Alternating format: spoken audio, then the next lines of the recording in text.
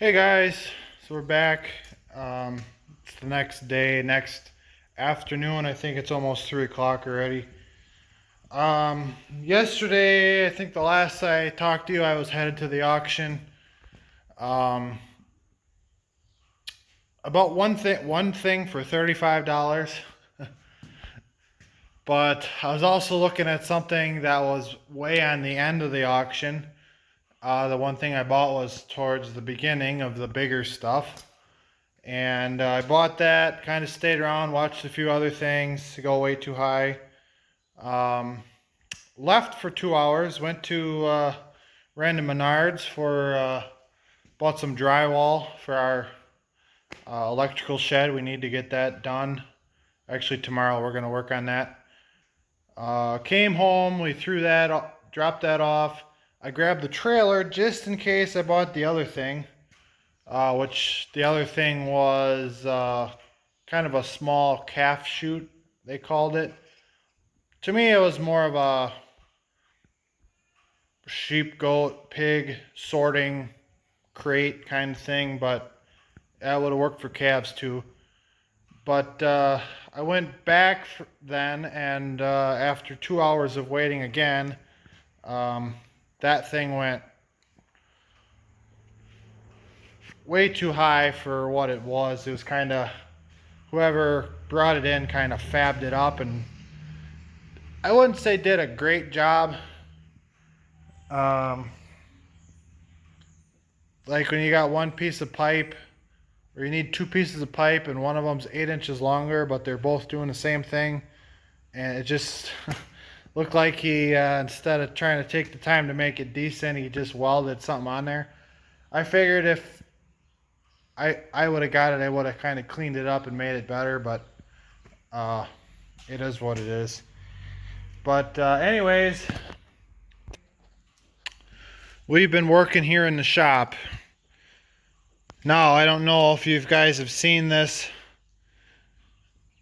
shop. Just ignore this corner. We're working on it.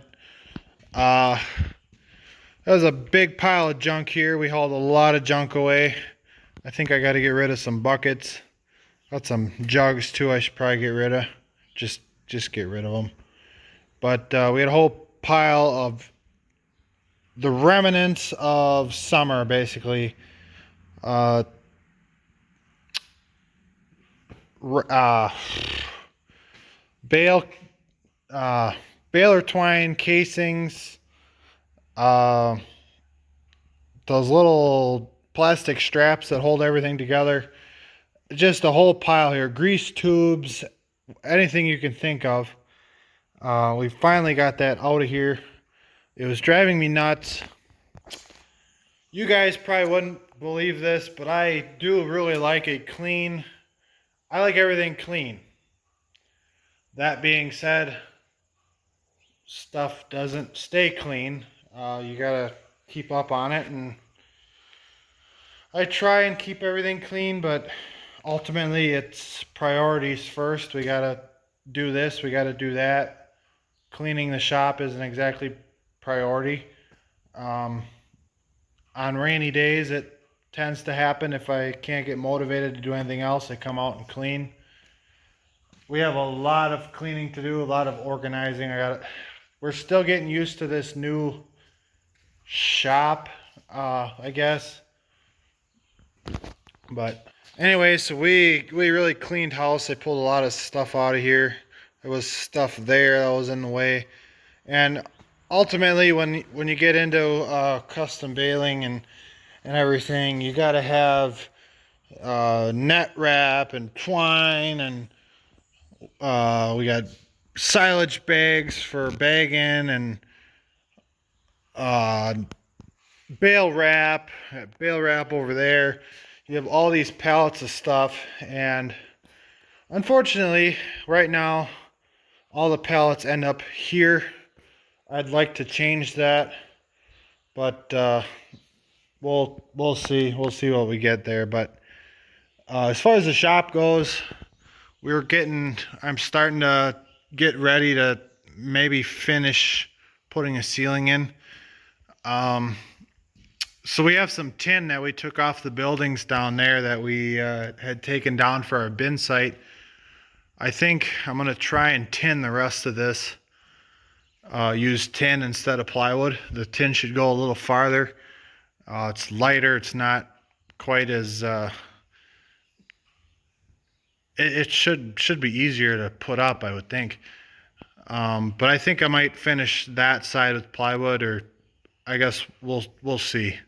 If I just finish this square and whatever, we'll get there. But yeah, so anyways, I'm gonna show you guys what I bought yesterday, and I kind of left you hanging on that thing you guys saw as I was leaving the driveway. We'll talk about that. That was another purchase this couple weeks ago, actually before fourth crop. Purchased that. So this here is what you guys saw yesterday. So you can tell it's a tedder. This is a 6-basket crone tedder. I don't have a whole lot to say about it other than it's awesome. And I do not miss my old one at all. This is great. First thing I like about it, it folds in. I don't know if you guys know what my other one looked like. My H&S, I believe, is what I had. The arm stuck straight in the air. It was incredibly high, very unstable. It always seemed like they wanted to tip over, or the whole thing wanted to tip over because it was so top heavy. So when I saw these, when they fold in like that, love that. I think that makes it so much more stable. This is also built extremely heavy compared to that one. The arms of the tedder, of the, I don't even know what you call these, but baskets themselves, the arms, heavy duty pipe.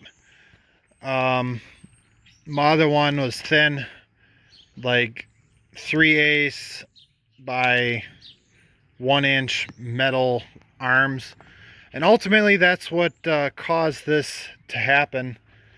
One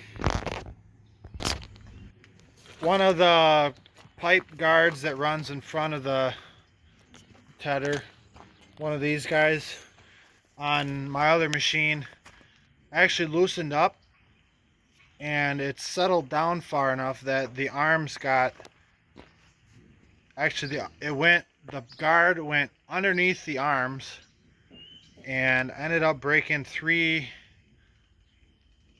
or four of the arms off before the clutch tripped. That really kind of ticked me off. I had a kind of a love-hate relationship with that machine. I loved the job it did. It did a really nice job, but I didn't like how the road transport mode was, you know, with the arms sticking straight in the air. Just, yeah. So I went to town and I ordered the parts to fix that. And then I knew this one was sitting at a smaller, I don't even want to call them a dealer. They're kind of a fix-it shop that kind of buys and sells equipment, kind of as a, you know, they're farmers as well. I knew they had one of these, so I stopped in there just to kind of inquire about it. And one thing led to another, and the guy was coming out to look at mine. So we traded mine in for this one. We paid enough for this one, but definitely, it's definitely worth it. So overall, I like the way it folds. Another thing, we have one hydraulic hose. My other one ran, you needed 2 SEVs to run the machine. This one only requires one. The fold and the tilt are both on one hose. So that opens up little Deutz here. This tractor only has the one remote, so he doesn't get used a lot for stuff like this. We like to throw him on that little rake.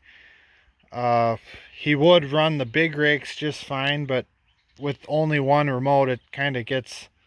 We've done it, but it is what it is. So another cool feature that I didn't know this. So about the time I bought this, I think maybe previous to me buying it, and then I don't know, but one of the YouTube channels I watch or follow is BAME Farm, BOEHM, something like that.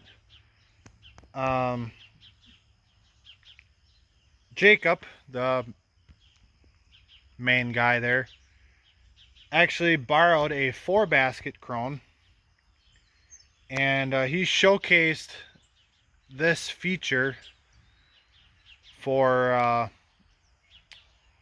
the machine he was running. And if he wouldn't have done that, I probably wouldn't know what this was for, or what the idea of it in general. This lever here, so this feature is for doing the outside round. So what you can actually do is you pop this pin off and you move this lever one way or the other, and all your wheels cock slightly sideways.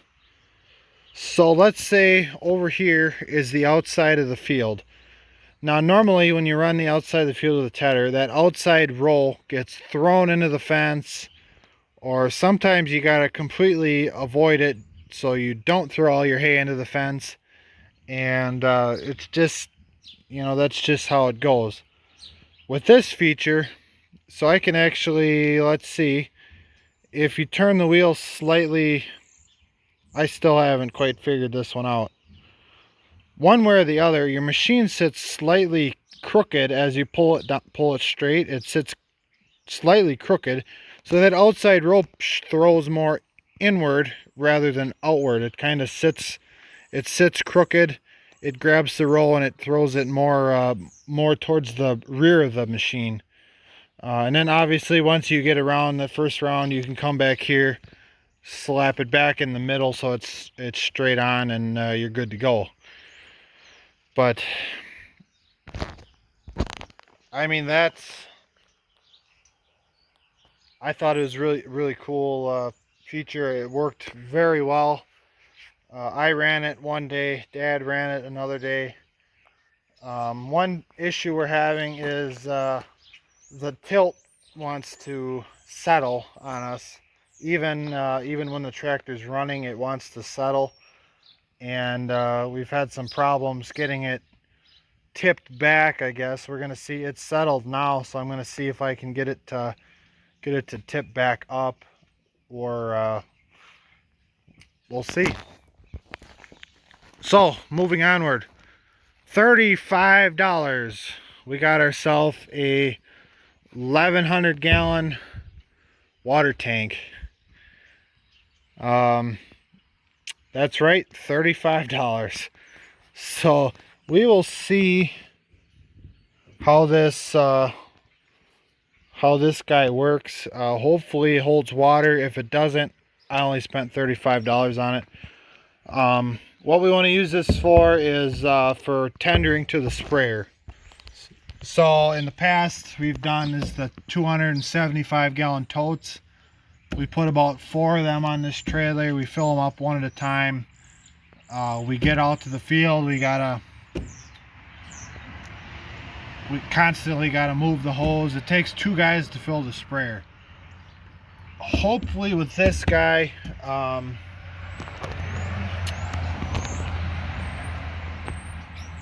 I don't know. We still might buy a pump to pump this out. Dad is casually, I think before next year we're gonna have a new sprayer here, or not a new sprayer, but a different sprayer. He wants to go. We're only running 45-foot booms right now. He wants to go at least 60.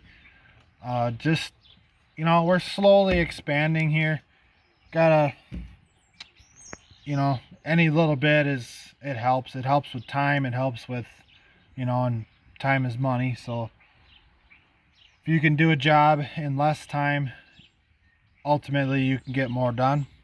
But anyways, yeah, that's all I got to say about this guy. So we're gonna play with this a little bit. I'm gonna unhook this. We're gonna put the Deutz in the shop. It needs the oil change. It hasn't had the oil changed in a very long time. But as I said, it doesn't get used a lot, but it needs to happen. We're gonna do it today, or not necessarily today. I'll probably just have it in there so I can do it whenever. And I got a few things on this trailer I need to fix.